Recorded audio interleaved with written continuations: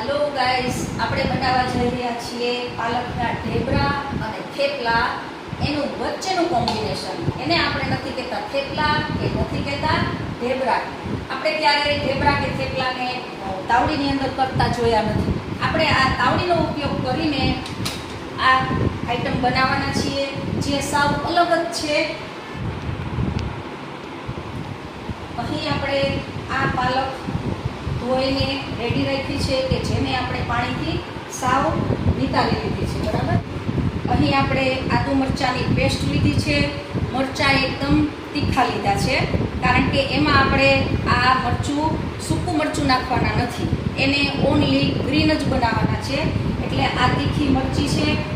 આ રેસીપી એવી છે કે થેપલા કે પરોઠા ઢેબરામાં આપણે પાણી નાખતા હોઈએ છીએ અને આ જે આપણે બનાવવાના છીએ ને એમાં બિલકુલ પાણી નથી નાખવાનું. કોથમરી લીધી છે, દાંડલાવાળી કોથમરી, ખાસ દાંડલા નાખવાના છે, એનો જેનો ટેસ્ટ સરસ આવશે.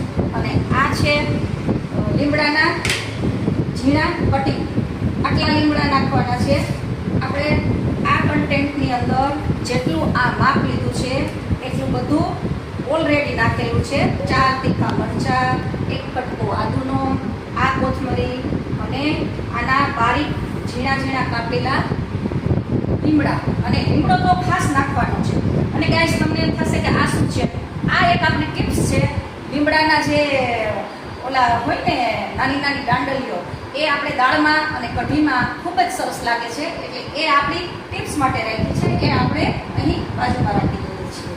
આપણે આપણી રેસીપીમાં કંઈ પણ નવું હશે તો આપણે નાની નાની ટિપ્સ આપતા રહીશું.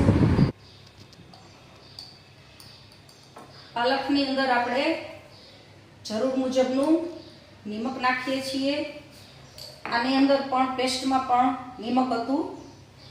અને આપણે આ નાખીએ છીએ સિંધાલુણ નિમક અને કોથમરી નાખી દઈએ છીએ. આ લીમડાના ઝીણા કટિંગ ઉમેરીએ છીએ અને આ પેસ્ટ પણ આપણે નાખી દઈએ છીએ.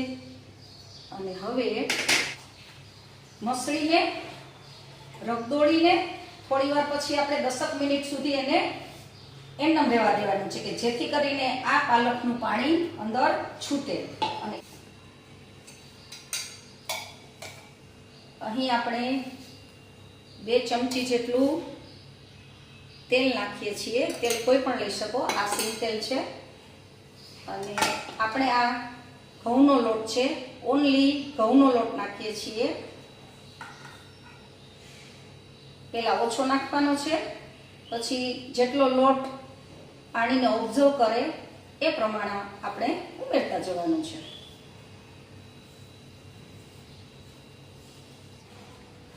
આને આપણે ધીમે ધીમેથી બાંધવાનો છે કે જેથી કરીને પાણી લોટ શોષી લે. અને એવું લાગે તો આપણે ફરીને પાછો આપણે થોડો ઉમેરશું. અને હવે સીધા આપણે આના ઢેબરા બનાવવાના છે. હવે થોડુંક ઓઇલ આપણે પાછળથી નાખશું.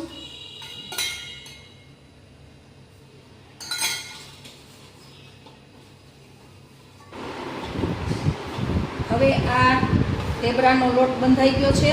આમાં તમે થોડીક હળદર એડ કરી શકો. મારે અહીં ગ્રીન બનાવવાના છે એટલે મેં એમાં હળદર નથી નાખી. અને મરચું એડ કરો તો એનો ટેસ્ટ થોડોક અલગ આવે છે. આમાં મરચું તો બિલકુલ નાખવાનું નથી.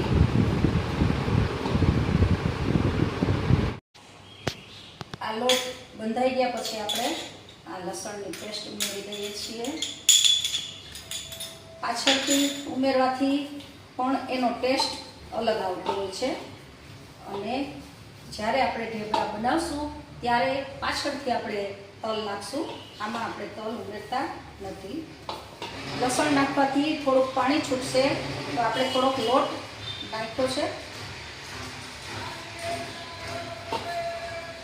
અને આપણે આ ઢેબરાનો લોટ તૈયાર થઈ ગયો છે. અને આ ઢેબરા જ્યારે આપણે કેરીની સિઝન હોય ને ત્યારે શાકને એવોઇડ કરતા હોઈએ. રોજ શાક રોટલી કોઈને ભાવતા નથી. રસોડામાં આવીએ ને આપણે લેડીઝ એટલે એક પ્રશ્ન એ જ આવે કે શેનું શાક બનાવવું. તો આ પાકી કેરી સાથે પણ ખાઈ શકો છો, છુંદા સાથે ખાઈ શકીએ છીએ. અથાણા સાથે પણ ખાઈ શકીએ છીએ. અને ગાઈસ આ જ્યારે આપણે બહાર જવાનું હોય ને મુસાફરીમાં, ત્યારે આ ઢેબરા ઓનલી એક સ્પેશિયલ હું ચટણી બનાવું છું. એ ચટણી આ રેસીપીમાં હું તમને નહીં બતાવી શકું. એક રેસીપી હું ઓનલી ઢેબરા સાથે ખાવાની ચટણી બનાવવાની છું, અને એકદમ મસ્ત ટેસ્ટદાર ચટણી એ હું ફરીને એક વિડીયોમાં બતાવવાની છું, જે આ ઢેબરા સાથે ખાઈ શકાય છે.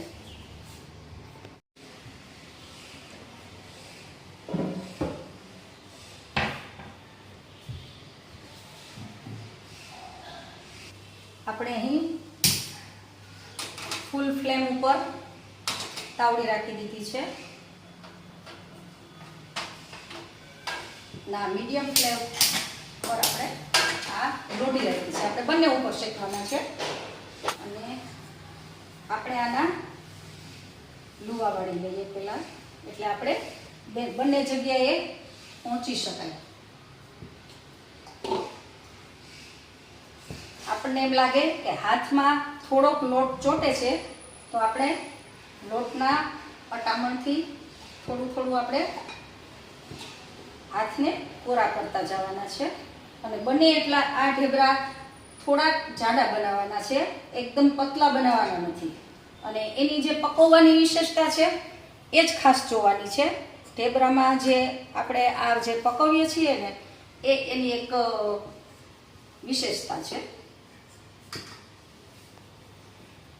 અને જ્યારે ઢેબરા બનશે ને, ત્યારે આપણે એમાં ઉપરથી તલ છાંટતા જવાના છે.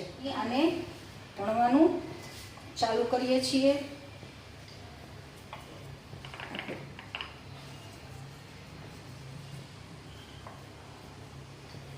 તલ આપણે પાછળથી નાખ્યા છે ઢેબરાની અંદર.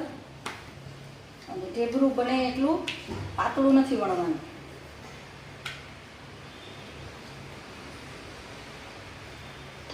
અને પહેલા આપણે આ તાવડીમાં નાખશું અને ફ્લેમ થોડીક પાછી જાળવીને ધીમી કરી દઈએ. જ્યારે આપણે બહેનોને થેપલા એકલા કરવાના આવે છે ને, ત્યારે લગભગ આપણે કંટાળી જઈએ છીએ કિચનમાં. ત્યારે આપણને આ તાવડીના થેપલા જરૂર યાદ આવે કે કેટલી ઝડપથી બને અને પાછા પચવામાં હલકા. એનું કારણ છે કે જો તાવડી ઉપર જ બને ને, તો સ્વાભાવિક છે કે આના જેટલું પાચક થાય નહીં. તમે જેટલા લોઢી ઉપર કરશો એટલા થોડાક પચવા ભારે રહેશે, અને તાવડીમાં અડકચરા પાકશે એટલે એ પચવામાં પણ હલકા થાય છે. અને હંમેશા લુવા પહેલા વાળી લેવાના, કે જેથી કરીને એકલા હોઈએ તો આપણે પહોંચી શકીએ બંને જગ્યાએ. કારણ કે દરેક વખતે આપણે બહેનોને કોઈ હેલ્પ કરાવવાનું હોતું નથી.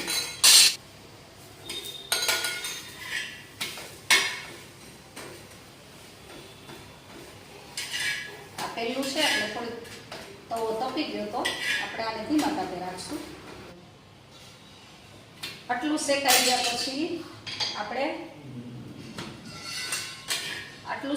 પછી આપણે આ લોઢીમાં નાખ્યું છે. અને લોઢીમાં આપણે થોડું થોડું તેલ પણ નાખતા જઈએ છીએ.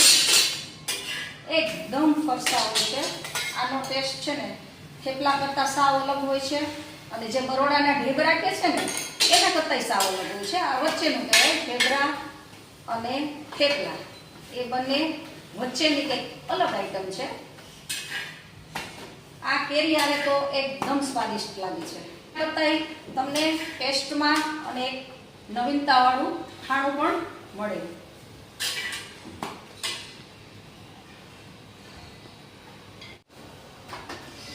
ગાઈસ, કોઈ ગેસ્ટ આવ્યા હોય ને, ત્યારે આ નાસ્તામાં ખૂબ સારા લાગે છે. સવારે નાસ્તામાં, રાત્રે ડિનરમાં આપણે એનો ઉપયોગ કરી શકીએ છીએ. ઓલરેડી બધું તૈયાર થઈ ગયું છે અને દહીં સાથે ખાઈ શકાય. આ આચાર, મુરબ્બો, અને આ અત્યારે તો ફૂલ સિઝન છે. ભલે હવે એન્ડ થવામાં છે, પણ એકવાર હજી કેરીની સિઝન છે ને, એ દરમિયાન તમે આ રેસીપીથી ઢેબરા બનાવીને અચૂક એકવાર ટ્રાય કરજો અને કોમેન્ટમાં લખજો કે કેવા બન્યા છે. અને હા ગાઈસ, તમે ક્યાંથી જુઓ છો એક ખાસ તમે કોમેન્ટમાં લખજો કે આપ કયા સેન્ટરમાંથી આ રેસીપી જોઈ રહ્યા છો, કે જેથી કરીને અમને જાણ થાય કે આપ કયા સેન્ટરમાંથી જોઈ રહ્યા છો. ચેનલને સપોર્ટ કરવા બદલ ખૂબ ખૂબ આભાર. અહીં આપણે અવનવા વિડીયો સાથે કંઈક નવું લઈને આવતા રહીશું. Bye bye.